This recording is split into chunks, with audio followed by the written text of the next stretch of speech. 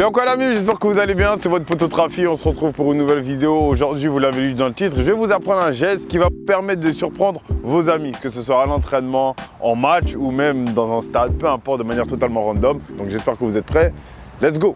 Alors le geste qu'on va apprendre aujourd'hui, mesdames et messieurs, c'est le MATW, d'accord? C'est un geste qui se décompose en 3 parties, comme d'habitude. Pour la première partie, il faut savoir que, comme je vous l'ai dit, vu que ça se décompose en 3 parties, c'est donc qu'il y a 3 gestes combinés qui font un seul geste. Vous avez compris ou pas? Vous allez voir que les 3 gestes sont plutôt simples de manière générale. Le premier geste, c'est un tour du monde intérieur.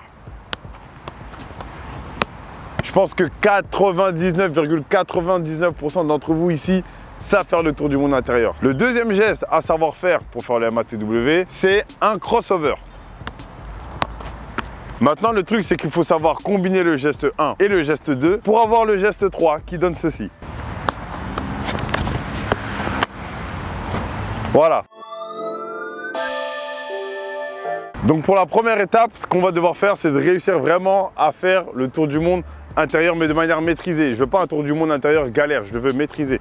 Vraiment, il faut que le ballon il reste tout droit. Je ne veux pas avoir un tour du monde sauter comme ça, d'accord? Ça, non merci.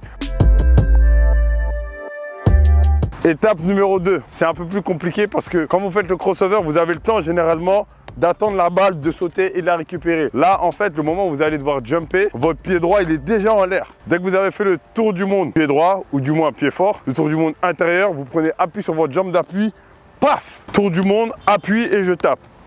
Paf, hop là. Le geste, il doit donner ça à la fin, forcément.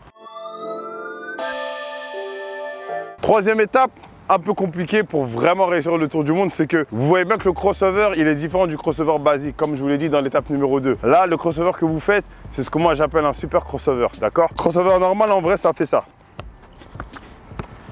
Ok? Le super crossover, ça fait ça.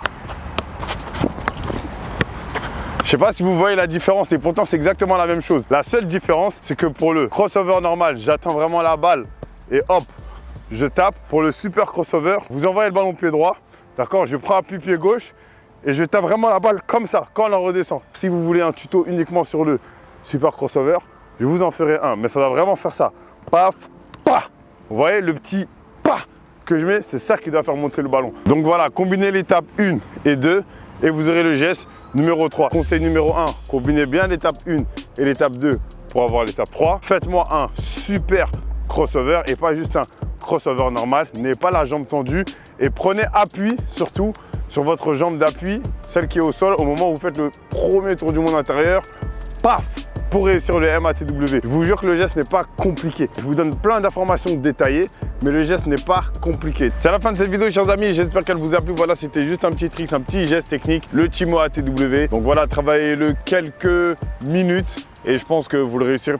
Franchement, en moins d'1 heure, vous le réussissez. Donc voilà, likez cette vidéo, abonnez-vous à la chaîne Unisport pour être sûr de ne rater aucune vidéo. Si vous recherchez des produits, profitez-en en ce moment. C'est les soldes sur la boutique qui est en lien dans la description.